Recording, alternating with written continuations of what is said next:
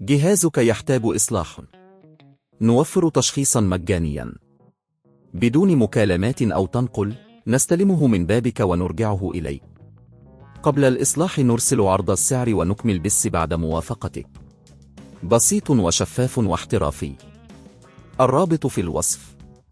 في هذا الجزء الثالث من دليل تغيير القابض واستشعار درجة الحرارة، سنقوم بخطوات تفصيلية تساعدك على إتمام العملية بنجاح. سنبدأ بفحص النظام بشكل عام للتأكد من عدم وجود أي تسريبات أو مشاكل أخرى. إذا كنت تواجه صعوبة في تحديد المشكلة، يمكنك الاستفادة من التشخيص المجاني الذي نقدمه، حيث نقوم بفحص السيارة في مكانك. بعد ذلك، تأكد من أنك قد حصلت على جميع الأدوات المطلوبة، مثل مفاتيح الربط، ومفكات البراغي، وأدوات رفع السيارة.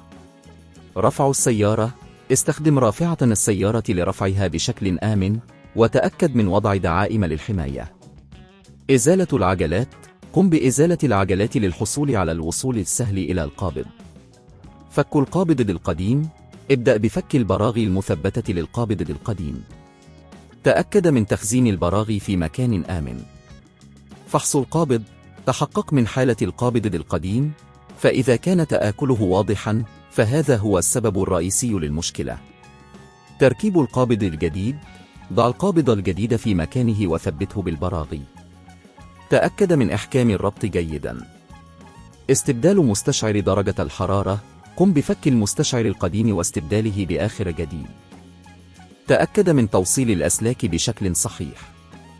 إعادة تجميع السيارة: بعد الانتهاء من كافة الخطوات، أعد تركيب العجلات ورفع السيارة لأسفل. اختبار السيارة: قم بتشغيل المحرك وتحقق من أن كل شيء يعمل بشكل صحيح. تأكد من عدم وجود أي تسريبات أو أصوات غريبة. إذا كنت بحاجة إلى مساعدة إضافية، نعرض خدمة الاستلام من المنزل، حيث يمكننا استلام سيارتك وإجراء الإصلاحات اللازمة.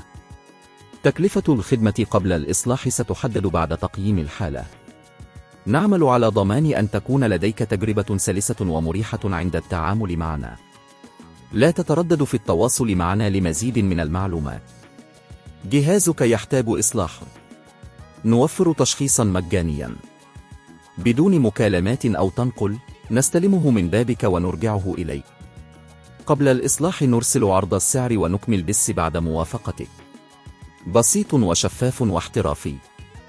الرابط في الوصف.